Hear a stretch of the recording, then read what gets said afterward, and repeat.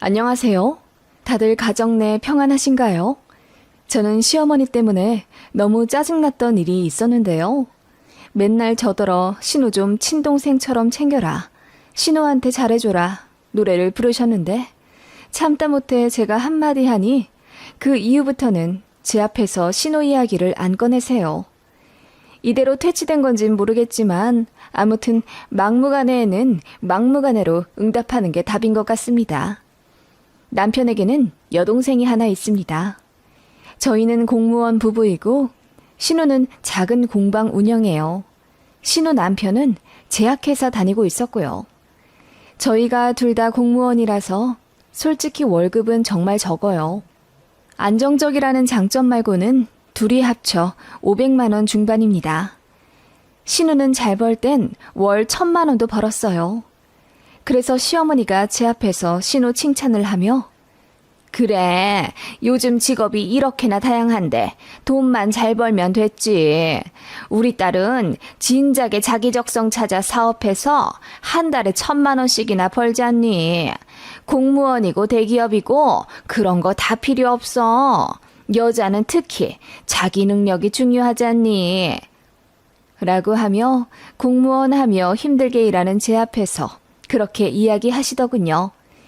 그리고 저희 부부는 아들 둘 있고 신우는 딸 하나 키우고 있는데 그걸로도 엄청 비교를 하며 신우를 추켜 세우시더라고요.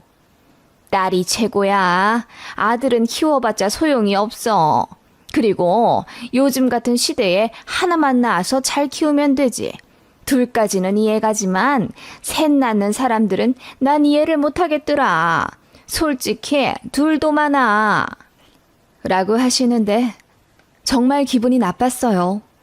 제 남편 앞에서는 절대 안 그러십니다. 저희 남편도 한성격해서 듣기 싫은 소리에 잘 버럭하거든요. 그러니까 만만한 제 앞에서만 그러는 겁니다. 그리고 며느리라 그런지 괜히 까내리고 싶어 그러시는 것 같았어요. 성격이 그리 좋고 인자한 시어머니 자리는 원래부터 아니었거든요. 예물 예단할 때도 사건이 좀 있었어요. 양가에서 돈 안 받고 저희 힘으로 결혼했어요. 남편이 모아둔 돈 2천에 제가 모은 돈 3천만 원에다가 전세자금 대출받아 아파트 들어가게 되었죠. 검소하고 알뜰하게 식 치르려고 했고 그래서 불필요한 허례허식도 다 생략했어요. 그런데 결혼식 2주 전 시어머니가 갑자기 저에게 전화해서는 서운하다고 하시는 거예요. 새아가, 아무리 그래도 시댁 앞으로 예단비도 안 주니? 내가 우리 친척들한테 얼굴을 못 들겠다. 그 말에 저는 너무 황당하더라고요. 어머님, 저희 양가에서 도움 하나도 안 받고 하느라 많이 졸라맨 거 아시잖아요. 그리고 제가 현석 씨보다 1000만 원이나 더 가져가고 호봉도 제가 더 높아서 지금 월급도 제가 더 많은데 시댁에 예단비까지 드리면서 결혼을 해야 하나요? 저도 결혼 전 이 일 저 일로 인해 많이 예민해져 있던 상태였고 가뜩이나 어머님이 그 일뿐만 아니라 그 전부터 제 옷차림, 결혼 전 예비 시모한테 안부 전화, 친정 노후 등으로 자잘자잘하게 기분 나쁜 말을 해왔기 때문에 솔직히 짜증나더라고요. 그래서 저도 하고 싶은 말을 했을 뿐인데 어머님이 크게 놀라시면서 어떻게 어른한테 그렇게 말을 거르지 않고 하냐고 하시더군요. 그래서 저는 파혼이 두렵지 않고 아니다 싶은 길은 바로 멈출 자신이 있다고 당돌하게 이야기했습니다. 그랬더니 어머님도 아무 말 못하시고 알겠다 하시더군요. 그리고 나서 결혼식 때 어머님 뵈었는데 표정 완전 구겨져 계시더군요. 제 친구들이 시어머니 표정 보고 저 시집살이 당하면 어떻게 하냐며 진심으로 걱정해줄 정도였어요. 그리고 내내 꽁한 상태로 식 진행했고 부부가 양가 인사드리고 부모님들이 자식 안아주실 때 어머님이 저 안아주지 않으시더라고요. 저 당황해서 아버님만 2번 안았습니다. 아무튼 그런 어머님이라 저도 감정이 꽤 상해 있어요. 그래도 제가 참지 않은 며느리라는 걸 어머님도 아셔서 그런지 막무가내 괴롭히지는 않으셨는데 이따금 실언을 꼭 하시더군요. 뭐 어쩌겠어요. 제가 선택한 결혼이니 좋게 좋게 넘어가며 애둘 낳고 살아왔던 겁니다. 그래도 크게 부딪힐 일은 없었는데 역시나 돈이 문제더군요. 신우가 잘 벌 땐 상관이 없었는데 갑자기 가세가 기울어지니 어머님이 신경이 많이 날카로워지셨어요. 신우 남편은 제약회사 다니면서 월 400에서 500만 원 정도 벌다가 건강이 안 좋아져서 퇴사를 했어요. 그래도 신우가 공방 차리면서 돈을 잘 벌었기 때문에 큰 문제 없을 거라고 생각했고 또 신우 남편도 좀 쉬다가 다시 취직할 거라 믿었어요. 신혼에는 딸 하나 있기 때문에 저희처럼 먹성 좋은 남자애들이 둘이나 있어서 당장 입에 풀칠해야 하는 걱정도 아니었고 또 저희는 전세 사는데 신우는 집도 매매한 상태였거든요. 물론 매달 대출이자로 100만 원 정도 나가긴 했지만 이미 집값이 엄청나게 많이 오른 상태라 저희가 신혼에 걱정할 처지는 절대 아니었습니다. 당장 내 집도 없는 저희가 시세 7억짜리 집에 살고 있는 신혼애를 걱정하는 게 웃기잖아요. 그런데 안 좋은 일은 한꺼번에 터진다고 신우가 하던 공방도 점점 잘 안 풀린다고 하더라고요. 근처에 경쟁업체가 둘, 셋씩 들어오면서 신우가 하던 가게가 잘 안 된다고 하더군요. 그래서 월 순소익 200만 원 정도 겨우 가져간다고 들었어요. 저는 그래도 그 얘기 듣고 그거라도 벌어 다행이라고 생각했네요. 신우는 일주일에 5일, 그것도 하루에 6시간 정도만 일하거든요. 그리고 신우 남편도 아예 백수로 있는 것도 아니고 조금씩 알바하면서 한 달에 200만 원은 벌어온다고 하던데 그 정도면 크게 나쁘지 않을 거라고 생각했습니다. 저희 부부랑 월 소득이 크게 차이도 안 나니까요. 그런데 둘이 합쳐 월 1,000만 원 넘게 벌던 가정이라 그런지 반에 반토막이 나자 신우는 그냥 그러려니 하는데 어머님이 더 안달을 내시더라고요. 저러다 망해서 이혼하고 난리 나는 거 아니냐면서요. 전혀 그럴 걱정하실 필요 없다고 하는데도 어머님은 꼭 제 앞에서만 이마에 내천자를 그리며 신우 걱정을 하셨습니다. 저도 시터나 조부모 등 누구의 도움 없이 저희 부부의 힘만으로 일하랴, 애들 키우랴, 내 집 마련 위해 저축하랴 너무나 힘든 삶을 살고 있는데 왜 자꾸 신우 걱정을 같이 하길 강요하는지 모르겠더군요. 어머님은 그런 저에게 예전부터 느꼈지만 넌 참 정이 없구나.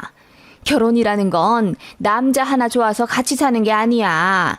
가족과 가족의 결합이지. 네 남편이 좋으면 네 남편의 부모와 형제까지도 품어야 하는 게 결혼이다. 사람이 생각이 좀 깊어야지. 라고 하시더군요. 어머님, 애들 아빠는 처남이 어디 사는지도 잘 모르던데요. 천안 사는 거 뻔히 알면서 자꾸 충주라 그러고 청주라 그러는데요. 제 남편은 저 하나 좋아서 결혼한 게 분명해요. 제 남편도 생각이 별로 깊지 않으니 저희는 독인 객인인가 봐요. 제가 그렇게 대답하니 어머님 얼굴이 새빨개지더군요. 남들은 제가 되바라졌다고 할지 모르지만 저도 나름의 생존 전략이었어요. 좋게 이야기하면 어머님은 계속 저를 힘들게 하시거든요. 그런데 신우 관련해서는 집요하시더군요. 제가 신우한테 관심이 너무 없고 매정하다고 하시는데 솔직히 그건 신우가 더해요. 신우는 저희 애들 태어났을 때 배냇저고리 하나씩 사주고 돌 때 모른 척했어요. 시부모님이 알아서 챙겨주셨을 텐데 본인까지 줄 필요 없다고 하면서요. 그리고 저희 애들 이름도 매번 헷갈려하는 신우예요. 어떻게 조카가 10명, 20명 있는 것도 아니고 고작 2명인데 어떻게 고모가 애들 이름을 그렇게 헷갈려하는지 이해 불가입니다. 그리고 저 둘째 제왕절개로 낳고 갑자기 혈압이 안 좋아져 중환자실 실려갔었고 그때 정말 위험한 상황이었어요. 그래서 남편이랑 친정 부모님도 울고 불고 난리 났고 시댁도 알고 걱정하셨거든요. 모든 상황 다 알면서 신우는 제주도 여행 가서 환하게 웃는 사진을 딱 그 시간에 카톡 프로필 사진으로 올려놨더라고요. 올케가 죽고 살고 하는 문제는 신경도 안 쓰인다 이거겠죠. 나중에 알았지만 저는 그게 너무 서운했어요. 그러면서 신우가 맹장 수술했을 때는 시어머니가 온갖 호들갑 다 떨면서 저더러 병문 안 가라고 하고 휴가 내서 하루 병수발 좀 들어줄 수 없겠냐고 하더군요. 제 친동생이 맹장 수술했다고 생각해보래요. 그러면 절로 걱정되고 보살펴주고 싶지 않겠냐 하더군요. 어이가 없어서 대답도 안 했죠. 아무튼 그런 시어머니였습니다. 신우는 그래도 제 앞에서는 크게 거슬리지 않았고 자주 만나지도 못했기 때문에 괜찮았어요. 문제는 제가 신우를 더 챙기길 강요하는 시어머니의 태도였습니다. 그런데다 신우네 경제 사정까지 안 좋아지니 자꾸 저한테 전화를 걸어서 제가 공무원이니 자영업자들 도와줄 수 있는 정책 같은 거 잘 알지 않느냐, 돈 좀 더 해줘야 하는데 걱정이다 등등 이런저런 말씀을 하시더군요. 그러면서 이러시는 거예요. 니들은 공무원이니 걱정 없겠구나. 철밥통이라 다달이 월급 나오니 얼마나 좋아. 그래도 월급도 적고 이름 많고 공무원도 힘들어요. 어머님, 그리고 철밥통이라뇨. 어떻게 잘릴지도 모르기도 하고 또 어디로 갑자기 발령 날지도 모르는 직장인데요. 제 말에 어머님은 못마땅해 하며 그래도 공무원이 최고라고 우기시더군요. 언제는 신우같이 월 1,000 버는 자영업이 최고라고 하셨으면서요. 그러면서 자꾸 저희더러 동생 좀 잘 챙겨주라 하시는 거예요. 처음엔 혼자 노는 시조카 안쓰럽지도 않냐면서 자꾸 저희더러 신우이네를 초대해 밥 해먹으라, 키즈카페 데려가라 잔소리를 하셨어요. 신우네랑 차로 30분 거리 살아서 가깝긴 하거든요. 그런데 신우도 절대 저희를 집에 초대하지도 않고 또 남편이랑 신우 둘 남매 사이도 그닥 살갑지도 않단 말이에요. 그런데다 신우네 경제 사정까지 안 좋아지니 어머님이 자꾸 저한테 더 신우 얘기를 하시더군요. 그리고는 굉장히 부담스러운 행동을 하기 시작하셨어요. 어느 날 신우한테 고맙다는 카톡이 오더라고요. 그래서 무슨 일인가 하고 전화를 하려 하는데 때마침 시어머니한테 전화가 왔어요. 네 신우가 고맙다고 하지? 그냥 알겠다고 해라. 내가 네 이름으로 신우한테 10만 원 넣었어. 시조카 옷 사 입으라고 돈 넣은 거라고 해라. 어머님, 그건 좀 아닌 것 같아요. 부담스럽게 왜 그렇게 하셨어요? 누가 너더러 돈 쓰랬냐? 그냥 내가 니들 둘을 이어주는 거지. 신우가 고맙다고 하면 잔말 말고 알겠다고 해. 올케가 돼가지고 원래 1년에 한 번 정도는 시조카 옷도 사주고 그러는 거다. 그래도 네 생각해서 내가 대신 돈 준 거지. 정 그러면 다음부턴 네가 먼저 알아서 돈을 보내든지. 그 말에 기분이 너무 안 좋더라고요. 올케면 당연히 시조카 챙겨야 하나요? 고모도 자기 조카들 안 챙기는데요. 아무튼 어머님은 자꾸 그렇게 선을 넘으셨고 제가 신우를 챙기길 종용하셨어요. 그러다 정말 황당한 요구까지 받게 됩니다. 신우 남편이 회사에 사직서 내기 전에 신차를 뽑았어요. 형편에 맞지도 않은 외제차 SUV를 5년 할부로 샀는데 그게 월 할부금이 45만 원인가 그렇다고 하더군요. 그런데 신혼의 월 수입이 확 줄어드니 할부금 내는 게 부담스러운지 신우가 본인 부모님께 SOS를 친 거예요. 좀 내줄 수 없겠냐면서요.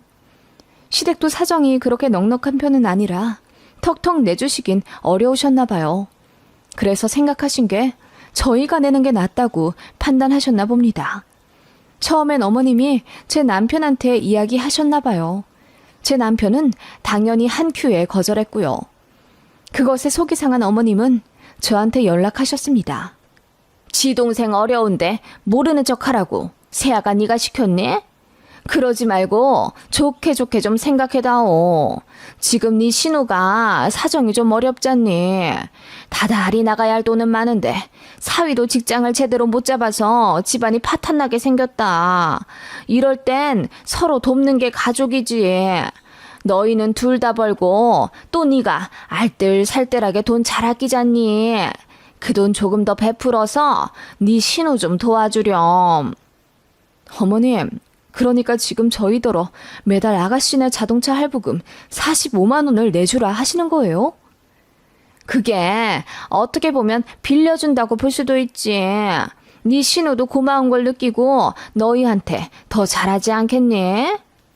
어머님, 차 바꿔야 할 급한 집은 저희예요. 지금 15년 된 좁은 승용차 타고 다니는데요. 그리고 그렇게 사정이 어려우면 차를 파는 게 맞는 거예요. 아가씨 무턱대고 도와주는 것보단 현명하게 판단하도록 설득을 하시는 게. 제가 그 말을 하자 어머님이 버럭 화를 내더니 어떻게 잘 타고 다니는 차를 팔으라 하냐네요. 그래서 저도 열이 받아서 당장 차 바꿔야 할 집은 저희인데 그럼 신혼의 외제차 할부금 내주면서 저희는 똥차 계속 끌고 다녀야 하는 거냐고 따졌더니 어머님이 그래도 집집마다 사정이 다 있는 건데 저더러 너무 야박하다고 하시는 겁니다. 어머님은 그냥 제가 신우를 챙기지 않는 것에 화가 나신 것 같았어요. 매정하고 못돼 처먹었다며 전화기 넘어 악담을 하시더군요. 그렇게 씩씩거리면서 전화를 끊었는데 어머님이 다음 날도 전화하시며 아무리 생각해도 저희가 괘씸해 안 되겠다며 나중에 이 집 팔면 니들은 안 주고 니 신우만 주련다. 어떻게 그렇게 지들만 알고 지들만 잘 살려고 해? 그렇게 알아둬라. 라고 하시더니 전화를 끊으시더군요. 재산 분할을 저희에게 한 푼도 안 해주시겠다고 선포를 하신 거죠. 남편도 그 말 듣고 어이없어 하며 저더러 앞으로 시댁 갈 일 없을 거라 하더군요. 그렇게 남편도 저도 시댁에 연락을 하지 않았는데 어머님이 똥줄이 타셨는지 자꾸 저에게 카톡하시더군요. 지금이라도 늦지 않았으니 현명하게 판단하고 본인한테 사과하라며 항의 문자를 보내시는가 하면 신우한테 다달이 20만 원이라도 보내주면 본인도 재산 분할에 관해 이야기했던 걸 없던 일로 하겠다네요. 해도 너무하단 생각이 들었죠. 그래서 어머님한테 전화해 물었습니다. 어머님, 아가씨는 저희 애들 태어나고 나서 챙겨준 거 거의 없고 심지어 이름도 헷갈려 하는 거 아시죠? 어? 그건 뭐 언니 신우가 많이 바쁘고 정신이 없으니까. 그리고 가는 게 있어야 오는 게 있다는데 저는 아가씨한테 매년 생일 선물도 보내줬고 시조가 태어났을 때 50만 원, 생일이랑 어린이날에는 다달이 용돈도 주고 할도리는 다 했다고 생각해요. 그런데 아가씨는 저희한테 어떻게 했는지 알긴 아세요? 그러자 시어머니가 말을 더듬으며 당황해 하시더라고요. 친동생처럼 생각하라고요? 제 친동생은 본인 돈 없어도 꼬박꼬박 저희 아들들한테 용돈 주고 선물 주고 안부 묻고 사랑 줍니다. 저 아플 때도 걱정했고요. 아가씨는 전혀 아닌데 어떻게 내 동생처럼 생각하란 말이죠? 지 누나 중내산에 하는 마당에 제주도 여행 가서 웃는 사진 찍어 카톡에 올리진 않는다고요. 그러자 어머님이 아예 말씀이 없으시더군요. 어떻게 일방적으로 저만 신우를 챙겨요? 어머님은 고모님한테 그러셨어요? 저한테 강요하지 마세요. 남편도 실망이래요. 그리고 차 할부금을 못 갚는 사정이면 차를 파는 게 정상입니다. 물론 도와줄 수는 있어요. 그런데 그렇게 되면 저희도 그 차에 대해 소유권 주장할 수 있는 거 아시죠? 제가 똑부러지게 이야기하자 어머님이 무슨 말이냐 묻더군요. 매달 차 할부금 갚아주면 신호차를 제 차처럼 써도 된다는 얘기예요. 안 그래도 저희도 큰 차로 바꿔야 하는데 뭐 그럼 두 집이서 차 한 대 같이 쓰죠 뭐. 제가 말했더니 어머님이 당황해서는 어이가 없다며 웃음으로 때우려 하시더군요. 저는 농담이 아니라고 했습니다. 그러자 어머님이 한동안 별 말씀 없으시더니 그냥 없던 일로 하자고 하시더군요. 저는 사실 어머니께 그렇게까지 따박따박 대든 적은 없었어요. 그런데 이번엔 정말 연끈을 각오로 기 하나 안 죽고 얘기했습니다. 사실 남편도 저랑 뜻이 맞아 가능했습니다. 어머님이 자꾸 그러시면 남편도 연 끊고 아예 왕래하날 생각이라고 했거든요. 그깟 시댁 집 팔아 1억 좀 넘게 나올 텐데 솔직히 그걸로 노후도 제대로 보낼 수 있을지 모르는 상황이거든요. 그래서 재산 분할 이야기 하시는 게 좀 웃겼어요. 하다못해 물려받은 땅도 하나 없으시거든요. 아무튼 어머님의 신호 타령은 그날 이후로 완전히 끝났습니다. 저를 건드려서는 안 될 또라이라고 생각하신 건지 그 이후로는 연락도 거의 없으시고 명절에 만나도 정말 필요한 말만 하시더군요. 신호 얘기는 아예 안 하시고요. 그래서 신호가 어떻게 사는지도 모릅니다. 솔직히 훨씬 좋아요. 그냥 이 상태로 쭉 이어지길 바랄 뿐입니다. 여러분도 시댁에서 부당한 대우와 요구를 받으면 좋게 좋게 넘어갈 생각 마시고 딱 부러지게 이야기하세요. 어물쩍 넘어가면 쉽게 보더라고요. 그리고 어머님 심리가 궁금해요. 왜 자꾸 저한테 신호 챙기라 잔소리신지. 제 친구들은 그러더라고요. 신호는 핑계고 본인들 챙겨달라 눈치 주는 거라는데 정말일까요?